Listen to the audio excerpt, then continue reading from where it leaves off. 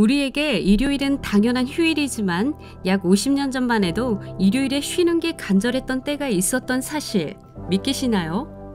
당시 열악한 노동 환경을 바꾸고자 작은 불꽃이 된 한 청년이 있었습니다.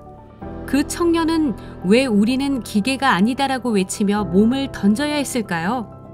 3년간의 6.25 전쟁으로 인해 바닥을 치고 있는 대한민국 경제 상황. 1960년대 정부는 경제개발 5개년 계획을 수립하여 경제 성장을 추진합니다. 그러나 초기의 계획이 큰 성과를 이루지 못하자 수출 중심으로 경제정책을 바꾸게 되죠. 그 결과 다양한 수출 지원 정책으로 1960년대에서 1970년대 수출은 연평균 40%씩 증가하였으며 1977년에는 100억 달러를 달성했습니다.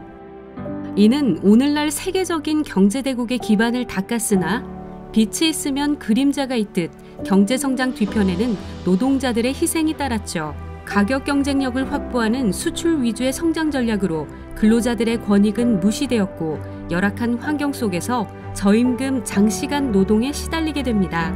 그러던 중 1970년 11월 13일 노동운동 역사에 큰 획을 그은 사건이 발생합니다.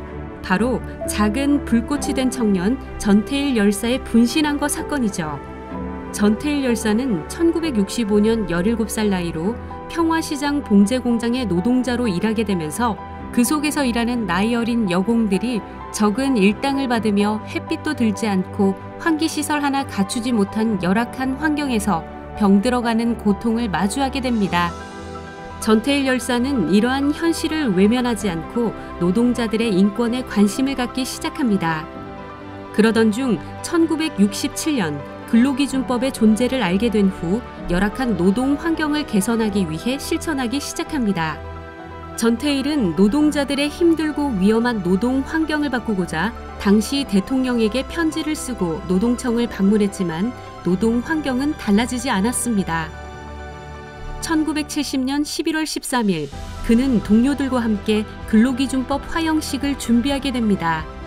하지만 경찰에 저지당하자 근로기준법을 준수하라, 우리는 기계가 아니다, 일요일은 쉬게 하라를 외치며 분신한 거였습니다. 전태일 열사의 분신한 거는 노동 문제에 대한 사회적 관심과 반성을 불러일으켰습니다. 학생, 종교계 및 사회가 노동자의 현실에 주목하게 되었고 노동조합이 설립되는 등 노동자들의 문제가 사회적인 관심으로 대두되었습니다. 1960년, 1970년대 경제 성장의 주역은 열심히 일한 국민이었습니다. 부당한 노동 현실을 바꾸고자 했던 당시 노동자들의 희생과 투쟁이 있었기에 하루의 반 이상을 일하면서도 차 한 잔 값을 벌던 세상은 최저시급이 보장되는 세상으로 바뀌었고 휴일이 없던 세상이 휴일이 보장되는 세상으로 바뀔 수 있었습니다.